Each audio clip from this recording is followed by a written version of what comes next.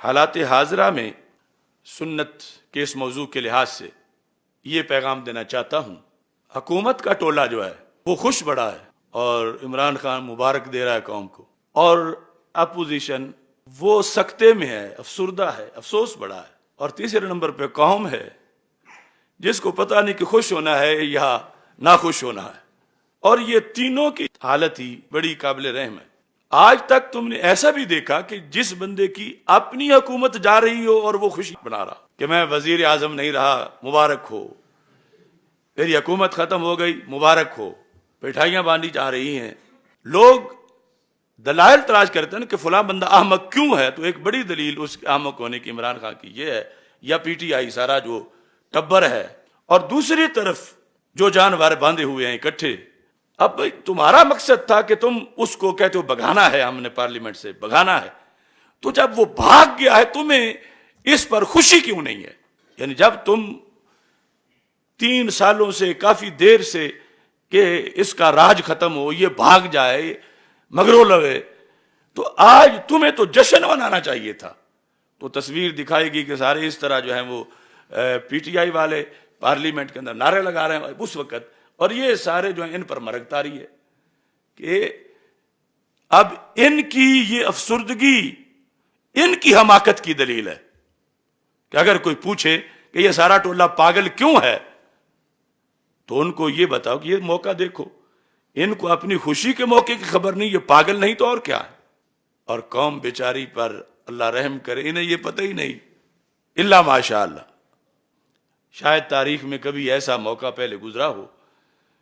تو وجہ یہ ہے کہ وہ حکومت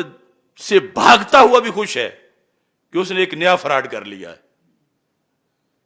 کیا وہ اپنے فراڈ میں کامیاب ہو گیا ہے کہ ایک اس نے بیانیہ بنا لیا ہے کہ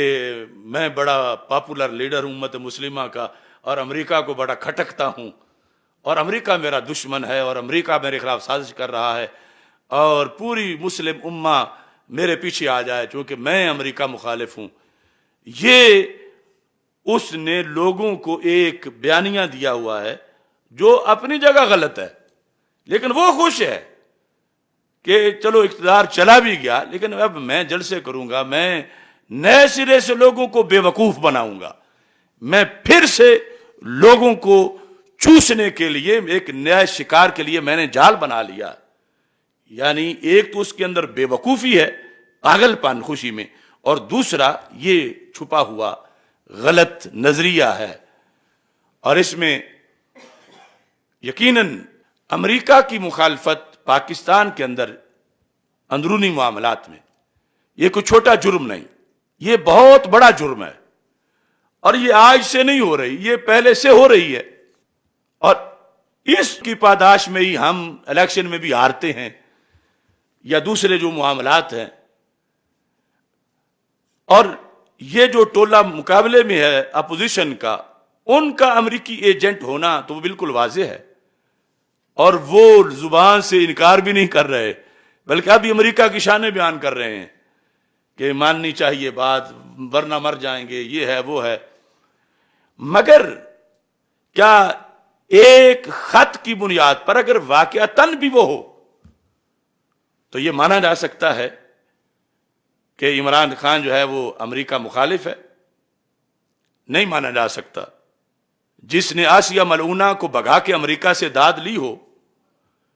جس نے اپنی ساری مشینری میں لوگ امریکہ سے منگا کے فٹ کیے ہوں، جس کے کردار کی الف سے لے کر یا تک سارے تانے بانے امریکہ سے ملتے ہوں، وہ کس طرح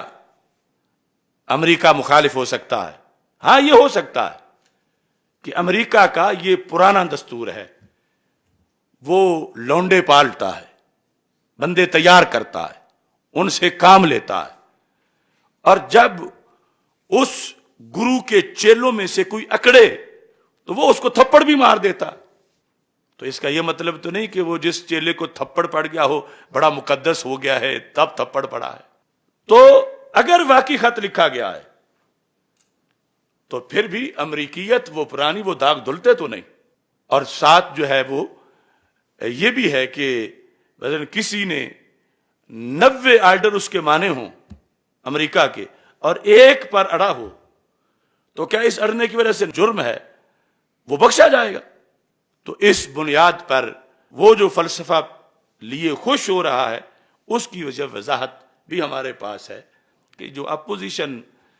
افسردہ ہے، مایوس ہے، یہ بھی اس بات کی دلیل ہے کہ یہ ملک کے مسائل کے حل سے مخلص نہیں،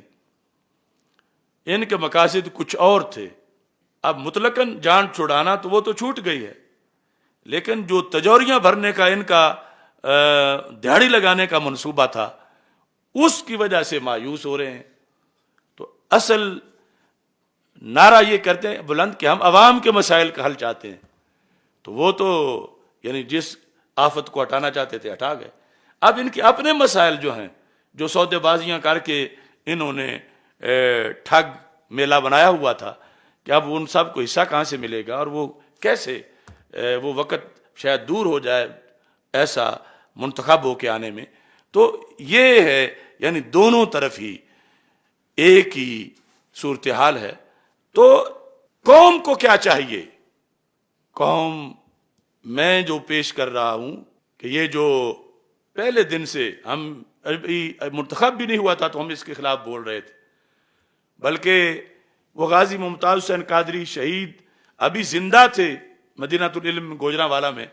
میں نے جو تقریر کی تھی عمران خان لفنگا کہہ کر، تو ہم تو کافی پرانا اس کو جانتے ہیں۔ آج جو ہے وہ اس بنیاد پر اس کی طرف سے یعنی ملک کی جان چھوڑ دینا، قوم کی جان چھوڑ دینا، یہ ایک اچھی چیز ہے، خوشی تو ہے، مگر غم بھی بڑا ہے۔ غم اس کا ہے کہ آگے آئے گا کون، یعنی اس پر کہ آنے والا کوئی رجل رشید نظر نہیں آ رہا۔ یعنی یہ تو ایک ظلم کا دور مکمل ہوا، اسلام دشمنی کا دور مکمل ہوا، کرپشن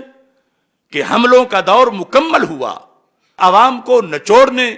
اور بے تحاشا مہنگائی کا دور مکمل ہوا۔ خوشی تو تب ہے کہ اب کوئی بندے کا پتر آ کے بیٹھے، لیکن دور تک لگی ہوئی لائن میں ہمیں کوئی ایسا نظر ہی نہیں آ رہا، یعنی جو لائن میں آگے آگے منہ کر رہے ہیں پھر آنے کے لیے۔ یہ افسوس ہے، یعنی کوئی نہ یہ کہے کہ جلالی صاحب کو بھی اس کے جانے پر افسوس ہے، مجھے اگلے کسی کے صحیح آنے والے کے کوئی توقع نہ ہونا کہ کون آئے گا، کہ اگلا اس سے بھی بڑا آئے گا ظالم، حالات مزید معاذ اللہ خراب ہو جائیں گے، اس سے تو جان چھوٹی۔ لیکن آگے کیا قوم کی تیاری ہے؟ کیا قوم کو ہوش آ گیا ہے کہ پاکستان کے ایوان کے اندر نظام مصطفیٰ صلی اللہ علیہ وسلم کی کوئی جماعت کرائے؟ قوم کو ابھی تک نہیں آیا ہوش، اور ان کے حافظے کمزور ہیں، جو ان کو مار مار کے 2 سال 4 سال وقفہ کرتا ہے، یہ پہلے بھولے ہوئے ہوتے ہیں الا ماشاء اللہ، اور پھر اس کے ارد گرد اس کے نعرے لگانا شروع کر دیتے ہیں۔ تو اس بنیاد پر ہمارا رمضان المبارک کے ان مقدس لمحات میں یہ اللہ سے ہماری دعا بھی ہے کہ اللہ پاکستان کو عادل حکمران عطا فرمائے، اور یہ تمنا بھی ہے کہ کوئی ایسی منصوبہ بندی ہو کہ جس کی وجہ سے یہ سارا کلچر A to Z، یعنی جتنے ارکان اس وقت موجود ہیں، اللہ ماشاءاللہ شاید کوئی ان میں کوئی پاک بندہ رجل رشید ہو، مگر اکثریت جو آگے آگے نظر آ رہی ہے، کوئی ان ساری بھیڑ بکریوں کو کسی جنگل میں جا کے چھوڑنے کا بندوبست ہو جائے، اور کوئی بندے آ کے ایوان میں بیٹھیں، انسان ہوں، اور پھر قرآن و سنت کا علم ہو،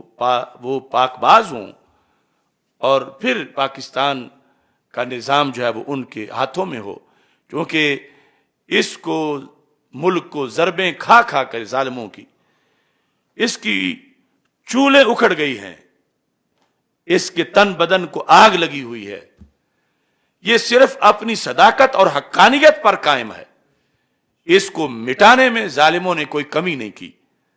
تو اللہ کوئی ایسا عادل صالح حکمران دے کہ جس سے پاکستان کے مسائل حل ہوں، اور پاکستان امت مسلمہ میں قیادت کر سکے اور ایک اسلام کا بہت بڑا قلعہ ہو۔